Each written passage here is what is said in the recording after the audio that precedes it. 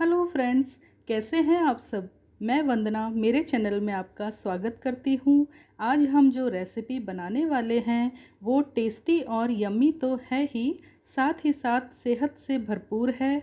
इस मिठाई में आपको यम्मी टेस्ट के साथ हेल्दी ऑप्शन मिलने वाला है। प्रोटीन से भरपूर और डाइजेशन के लिए भी अच्छी है। मैंने इसे बिना मावा, बिना पनीर या कंडेंस्ड मिल्क के बनाया है। इसको आपको भरपूर प्रोटीन, फाइबर, आयरन तो मिलेगा ही, साथ में कमज़ोरी को भी दूर करेगी और थकान, खून की कमी को भी ये मिठाई दूर करेगी। ये मिठाई 8 से 10 मिनट में बिना गैस जलाए ही बनकर तैयार हो जाती है। तो न्यूट्रिशन से भरपूर इस मिठाई को एक बार ज़रूर ट्राई कीजिएगा। इसे बनाना बहुत आसान है और घर पर ही रखी चीज़ों से ये बनकर के तैयार हो जाती है। बच्चों और बड़ों सभी को पसंद आती है।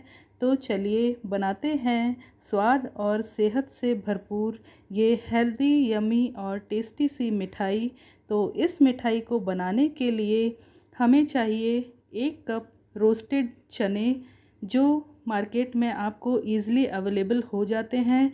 फिर भी अगर आपको ये मार्केट में ना मिलें तो आप एक काम कर सकते हैं कि जो छिलके वाले रोस्टेड चने आते हैं, भुने हुए चने जो छिलके वाले आते हैं, उनको हथेलियों से रगड़ करके इनके छिलके को साफ़ कर लीजिए। ये बहुत आसानी से साफ़ हो जाते हैं।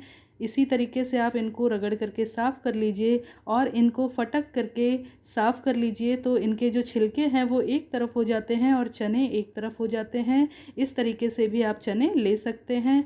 और अब इन चनों को हम मिक्सर ग्राइंडर में जार में डाल करके पीस लेंगे और साथ में ही हम इसमें 3 से 4 हरी इलायची के दाने डाल देंगे, जिससे कि ये इसके साथ में ही पाउडर बन जाएंगे। और हमें इस मिठाई के लिए लगभग 200 ग्राम गुड़ चाहिए। ये नॉर्मल गुड़ है जो मार्केट में मिलता है। और अब हम इसको कद्दूकस कर लेंगे, जिससे कि ये इक्वल पार्ट में बहुत ही बारीक सा गुड़ हो जाएगा। और हम जब इसको हाथ लगाएंगे तो ये अच्छे से एक डो फॉर्म में आ जाता है।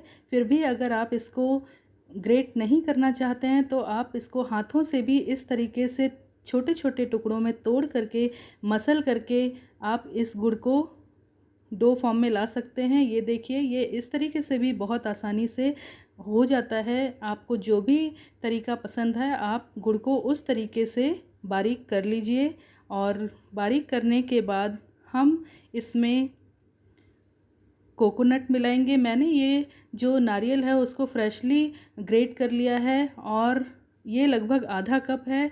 और इसके बाद हम, अगर आप चाहें तो जो डेसिकेटेड कोकोनट आता है आप वो भी इसमें ऐड कर सकते हैं।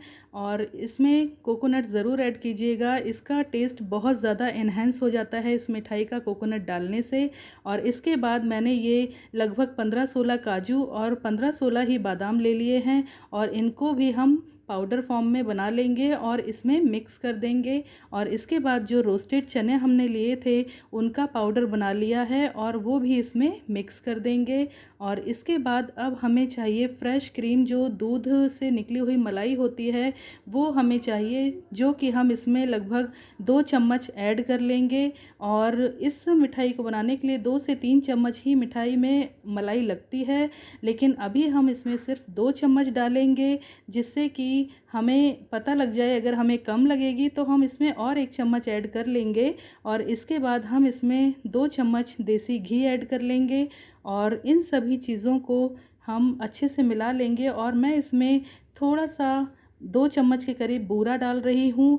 और ये टोटली ऑप्शनल है, आप चाहें तो सिर्फ गुड़ के साथ भी बना सकते हैं, लेकिन बूरा डालने से इसका टेस्ट और ज़्यादा बेटर हो जाता है।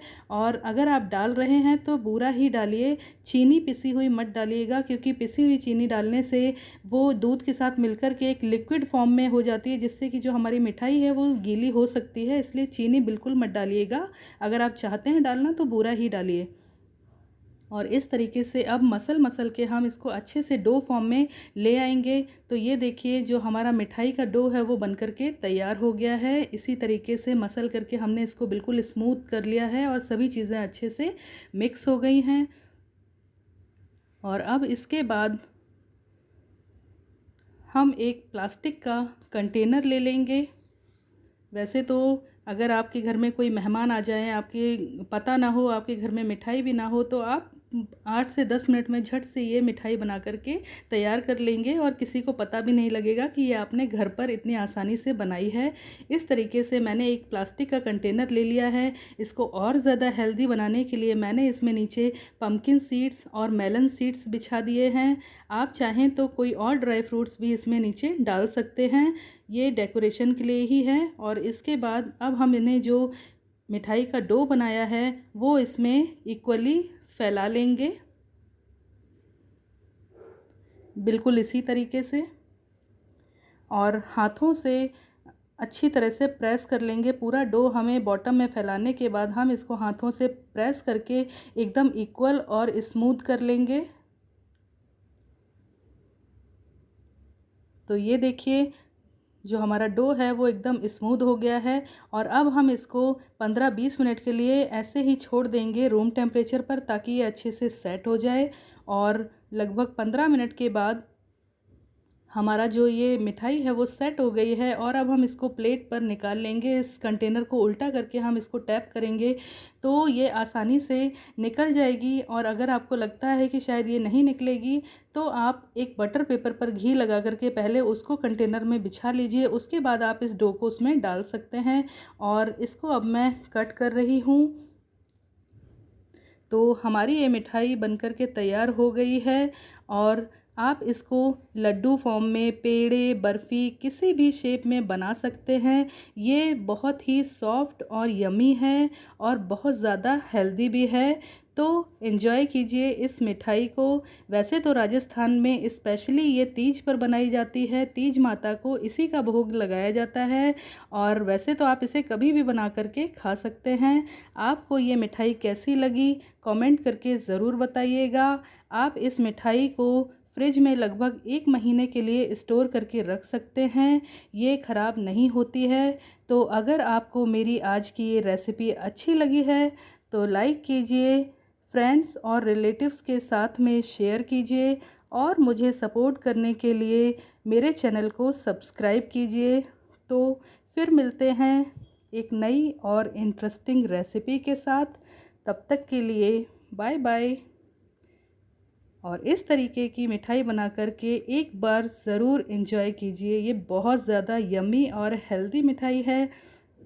आप एक बार जब इस मिठाई को बनाएंगे तो इसकी प्रॉपर्टीज़ को देखते हुए आप इसको बार बार बनाएंगे और इसको खाएंगे और अपने बच्चों और अपनी फैमिली को ज़रूर खिलाएंगे।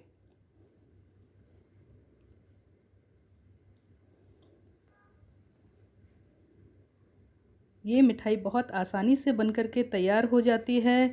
खून की कमी को दूर करती है, हमारे जो थकान है उसको भी दूर करती है, और इसकी बहुत सारी प्रॉपर्टीज़ हैं। जब आप इसको खाएंगे तो जानेंगे।